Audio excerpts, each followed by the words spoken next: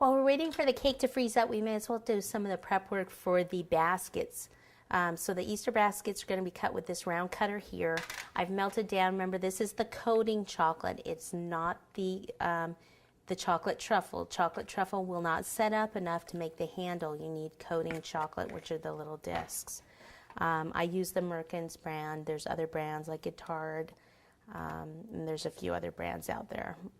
Okay, so take a ruler and just mark a straight line, okay?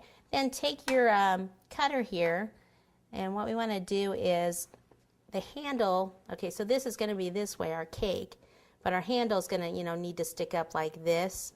So we need about half of this here, and since I'm going to cut the cake with this part, this has a rim on it, I'm going to go ahead and use the rim, because once we cut the cake and then cover it in the coating chocolate, it'll be thicker than this anyway, so we may as well use this thicker part here, the ring.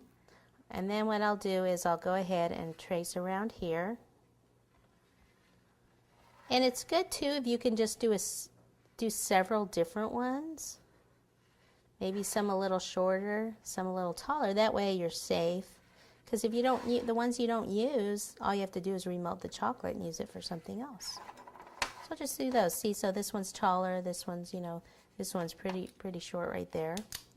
So I'll put that aside. Then I've got the coating chocolate all melted, like I said. I just melt it in the microwave. So there's no tip or anything. I'm just going to go ahead and cut off the very end. Okay, and if you want to use that for your pattern and keep that, then what you want to do, and then that way the ink isn't going to be on your chocolate or anything, then put another piece of parchment paper over it, and then just draw right over the top.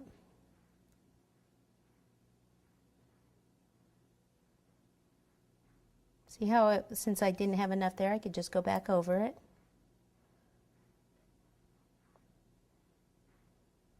Move the paper there a little bit, but that's no big deal.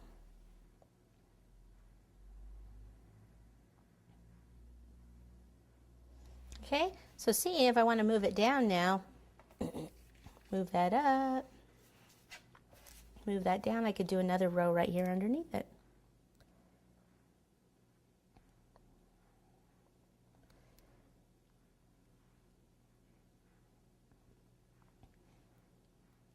Okay, and then we'll just go ahead and put this whole tray. It's nice to do them on the tray because now I can move the whole tray, pop it aside. We'll just pop it over here, and just while we're doing everything else, by the time we do everything else, that'll be set up and ready to go.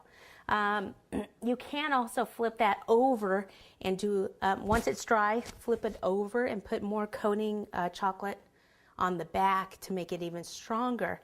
I think I want to put a little bit of buttercream on it to make it look a little bit more like kind of a weave. So we're going to kind of play that part by ear.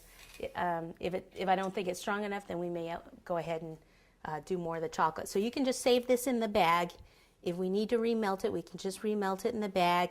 Usually the tip gets a little bit harder than in here, so you just kind of have to massage the bag a little bit once you start melting it, and usually squeeze out that little hard part that's on the end, and then you'll be able to use the same bag again.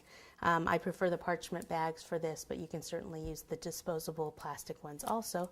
Just no tip in them, because that way if I re-microwave it, there's no tip in it. Okay, all right, so let's see. I think we can go ahead and get the cake out of the freezer and start showing you how to cut some of those. So we'll be back.